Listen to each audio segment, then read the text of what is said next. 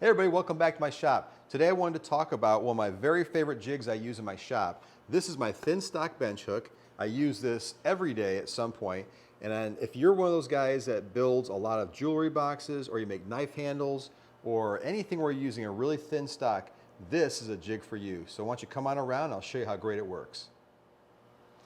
Okay, so my issue in the shop is I use a lot of thin stock, 1/2 inch or less, for a lot of my projects.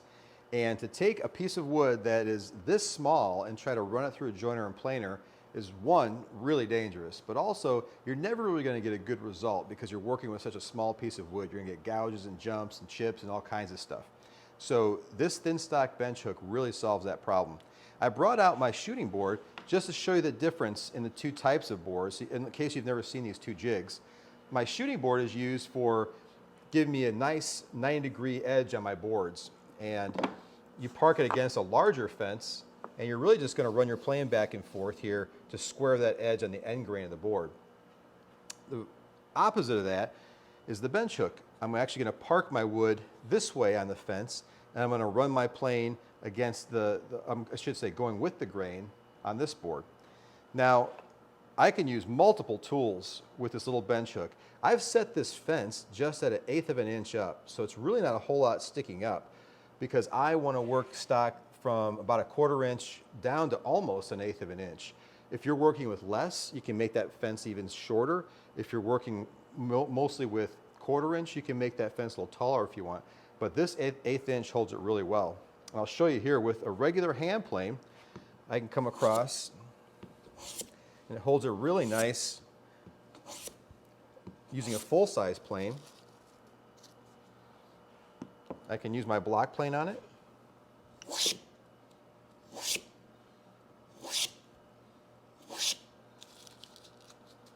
We can scrape it.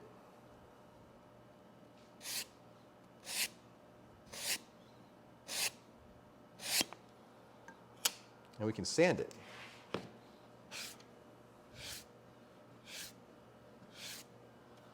And the nice thing about this is there's no clamps, there's no dogs, so I just flip this thing over and I'm right back to work.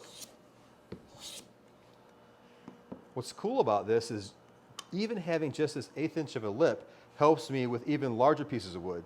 Excuse me, Hans. He's always trying to steal the limelight here. Let's park him over here. With this walnut against that 1/8 inch, it's going to hold it there as well to do some planing. No dogs, no clamps, super versatile. This one took me about 1/2 hour to make. Plenty of plans online to look at how to make these. I just took 2 pieces of walnut here and cut a couple rabbets, made sure they were square, and then planed down my fence for how much I wanted to use or how much grab I wanted to have for the board there. But excellent jig if you use thin stock. Take a look at it. That's all I've got for you guys today. Hans and I are going to get to work because this wood ain't going to work itself, folks. We'll see you next time. Thanks for joining me.